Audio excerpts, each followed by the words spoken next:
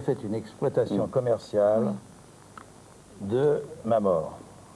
Ni sous une forme disque, ni sous une forme livre, donc c'est très net. Il n'y aura donc finalement que des réunions d'amis de temps à autre, comme ce soir. Sans but commercial. Sans aucun but commercial, avec le seul désir, c'est de refaire vivre pour les téléspectateurs, qui sont ses amis aussi, cette formidable carrière de Thierry Le Lion. Cette formidable carrière qui a eu, on peut dire, son apogée, mais sa fin aussi, son apogée de ces derniers mois chez Edwin. Et nous allons donc voir en continuité cette soirée, cette heure et demie, ce Thierry non-stop, avec ses défauts et ses qualités. Je ne parle pas de Thierry, je parle de l'enregistrement. Et si tu as des choses à dire au passage, notre ingénieur du son, notre réalisateur sont prêts à couper le son pour que tu nous dises ce que tu en penses, puisque tu es vraiment le premier témoin de cette soirée. Je ne sais pas si nous aurons le temps après de vous faire voir d'autres choses, mais pour l'instant, regardons cette fête. C'était à Saint-Tropez au mois de... Le 15 août. Le 15 août. Malheureusement, je ne sais pas imiter Eddie Barclay, mais enfin, Charles Aznavour m'a donné quelques rudiments. Alors... Est-ce que je peux vous emprunter votre cigare? Je vous en prie, cher. Alors, à défaut de faire la voix, je peux au moins vous faire le texte.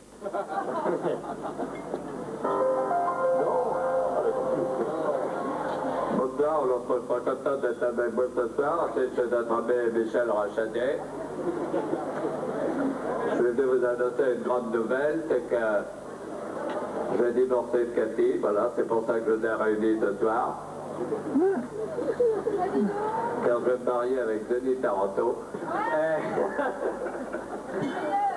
Et ben voilà, avec vous ce soir, ça sera cette soirée. C'est Gare Barclay.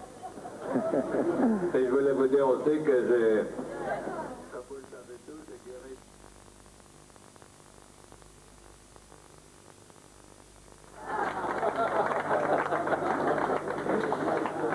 Alors écoutez, il y a mon ami Charles Aznavour, ici présent, qui a eu la gentillesse de m'écrire pour le spectacle à Marigny en 1980 une jolie chanson qui s'appelle « Nous nous reverrons un jour ou l'autre ».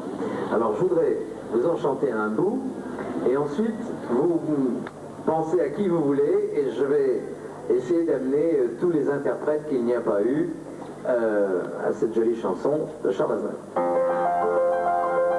D'ailleurs, au lieu de vous la chanter, c'est Charles qui va commencer. Nous reverrons un jour ou l'autre, si vous y tenez autant que moi. Prenons-nous un jour n'importe où je promets, j'y serai sans faute. Avec la faute du faute, nous reverrons un jour ou l'autre, puis toi passer. Nous reverrons un jour ou l'autre, si Dieu le veut. Alors, il y a des tas de gens qui pourraient essayer Julien Clerc, par exemple. Nous nous reverrons un jour ou l'autre, si vous y tenez autant que moi. Prenons rendez-vous jusqu'à la ronde où je promets que j'y serai sans faute. Jeune, jeune.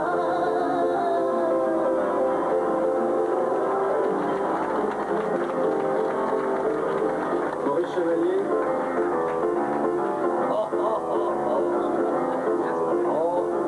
Good evening, ladies and gentlemen. I am very happy to be here tonight in this such beautiful place, the Chabichou of our friend Rochetti. And I would like to sing for you, and especially for my friend Catherine Schnell. The only one who has, qui a été, la seule qui a été exempte du livre de Vadim. Pour son bonheur. I would like to sing for you a great song, a beautiful one of my friend Charles. We will see each other a day or wherever. If you want to see me back again, take an appointment a day when you want. I promise I'll be there without you, of course. I was so happy to be here with you, Javichou.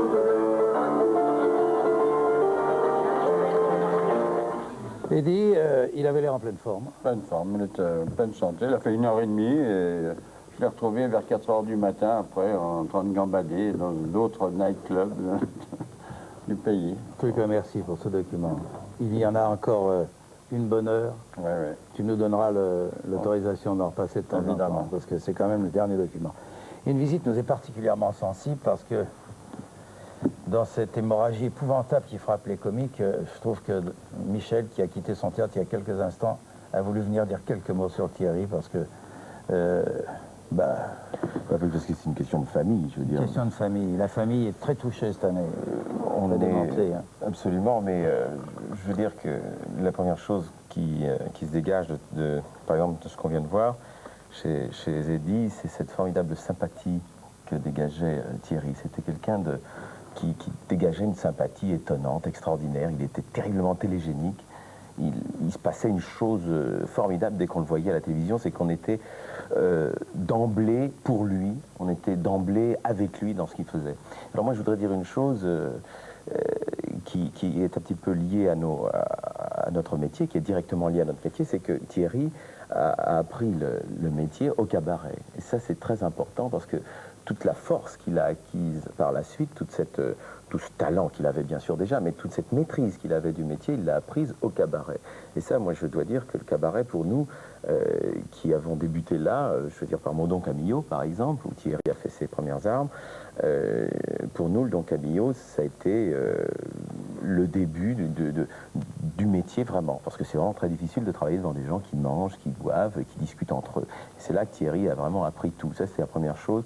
Et je dois dire que il a toujours gardé cette force grâce à ce point de départ-là, c'est-à-dire le début dans le cabaret.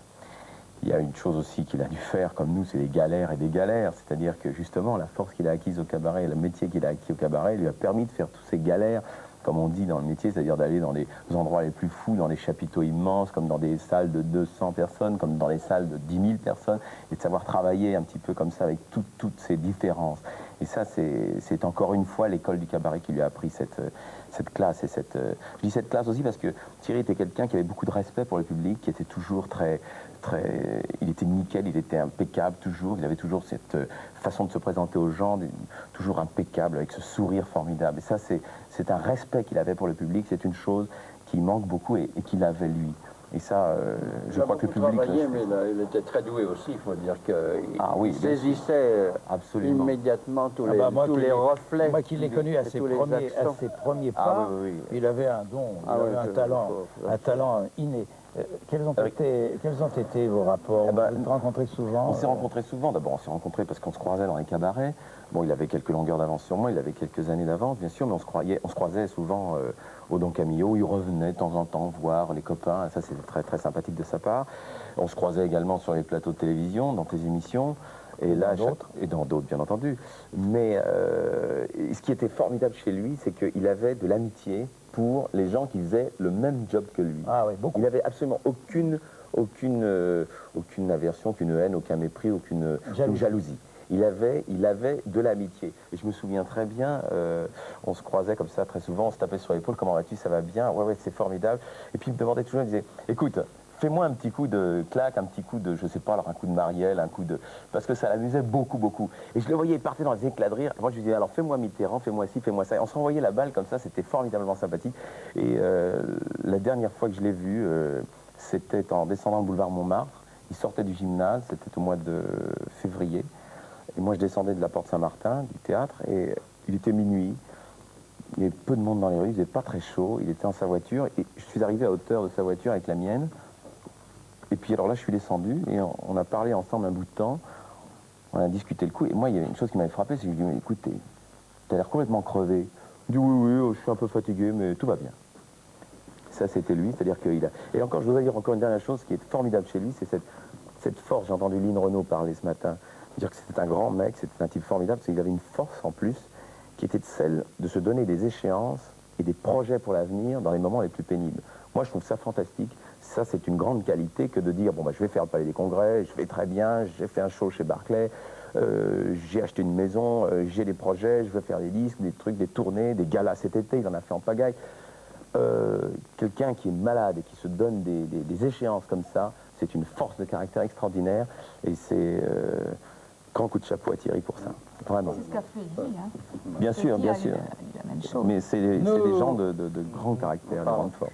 Michel, merci d'être revenu. Je voudrais te demander d'être jour parmi nous à nouveau. Parce que Thierry ne quittera jamais l'eau de l'affiche. Absolument. Ni dans nos esprits, ni dans nos cœurs. Je répète que jamais il n'y aura d'exploitation, c'est son vœu. Nous le respecterons. De vœu plus cher que celui qu'il a énoncé, c'est pour nous sacré, qu'il n'y ait jamais aucune exploitation commerciale de ce qu'il a été, de ce qu'il nous a laissé. Par conséquent, ce seront toujours des réunions d'amis que nous ferons, où nous retrouverons Thierry. Thierry qui nous a manqué, qui nous a manqué depuis quelques mois, qui va encore bien plus nous manquer, mais à qui, tout naturellement, nous sommes obligés de dire, parce que la télévision, c'est ça, elle ne permet pas de fin, elle a supprimé le mot fin, pratiquement, du dictionnaire de la vie, et ça, c'est formidable. Donc, il n'y a... on peut lui dire à bientôt, comme tu as dit tout à l'heure à Léon. On va lui dire à bientôt à Léon, mais on va dire... nous nous reverrons un jour ou l'autre. C'est d'ailleurs avec cette chanson que nous nous quittons. Merci à tous ceux qui ont réuni en si peu de temps ces documents. Au revoir. Nous nous reverrons un jour ou l'autre.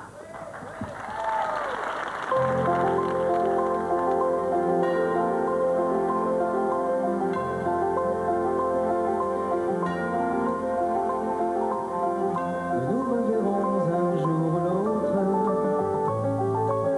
Si vous y tenez autant que moi. Prenons rendez-vous un jour n'importe où.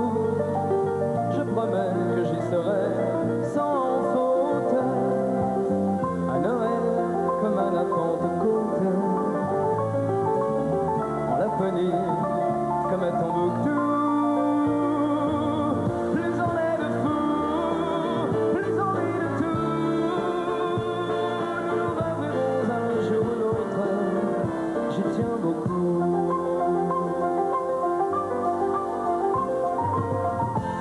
Nous nous reverrons un jour ou l'autre. Le monde est petit, profitons-en. Si votre chemin passe par le mien, ma roulotte croisera la vôtre. Le hasard souvent fait bien les choses. Surtout quand on peut l'aider un peu. Une étoile passe, et je fais un vœu. Nous nous reverrons un jour ou l'autre, si Dieu le veut.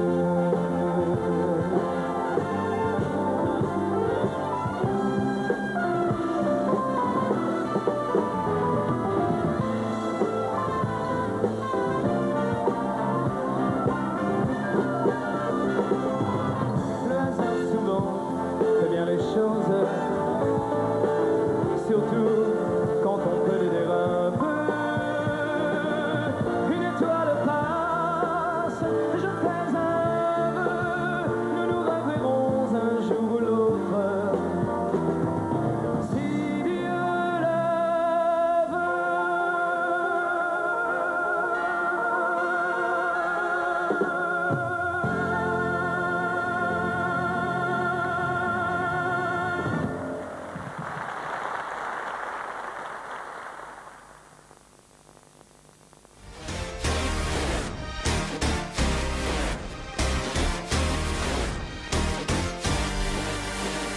His name is Robert Paulson.